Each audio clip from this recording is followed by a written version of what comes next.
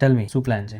Hair cut કરવાના છે ને કલર કરવાનો. એકચ્યુઅલી ફર્સ્ટ ટાઈમ કલર છે. First time? અચ્છા. હા. સો ટેલ મી વન થિંગ, તમારા ગ્રેસ તો ઘણા છે. હા. સો ગ્રે પહેલા તો કવર એટલે કરી નાખીએ ગ્રેસ ને આપણે, કવર કરવા કલર રાઈટ? કરવાનો. સો બે ઓપ્શન છે. તમારે ખાલી ગ્લોબલ કરવો છે કે you want global with highlights, કે જ્યાં આગળ તમારો આખો લુક ચેન્જ થઈ જાય? બંનેમાં શું ફરક? ખાલી ગ્લોબલ કરશો ને તો one tone single tone colour આવશે, right? From top to bottom, જેમાં ગ્રે કવર થઈ જશે અને હલકો બ્રાઉન કલર આવશે, બહુ minimal light brown colour. Okay. અને ગ્લોબલ વિથ હાઇલાઇટ્સ કરશો તો એ લાઇટ બ્રાઉન કલર સાથે એક બે લેવલ લાઇટ મોકાની હાઇલાઇટ્સ આપણે અંદર એડ કરશું, જેનાથી આખું ફેસ તમારો ટોટલ ચેન્જ લાગે. ઓકે, પણ મારે છે ને એકદમ ડાર્ક કલર નથી કરાવવા, મતલબ એક્ઝેક્ટલી એ તમને મરૂન કહું ને છું. લોકો કરાવે છે એવા નથી. યસ, તો પહેલા જે ગ્લોબલ કરશું, બીકોઝ ગ્રે કવર તો કરવા પડશે.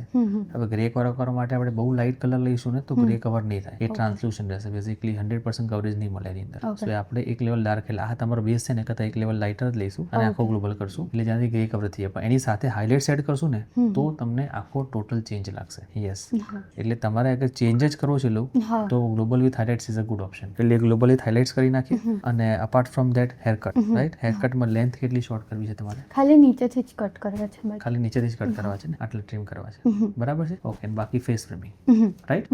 Ready for the transformation? Yes. 100%? Yes. Let's do this. All right, ma'am. So here is your final look, cut and color transformation. Perfect. A એકદમ. soft brown hair color. બધા grey cover થઈ ગયા and looks very blended. Perfect છે? And plus no bleach. The quality of the hair also maintained. Perfect. એકદમ. Great. Happy? Bad. Thank you.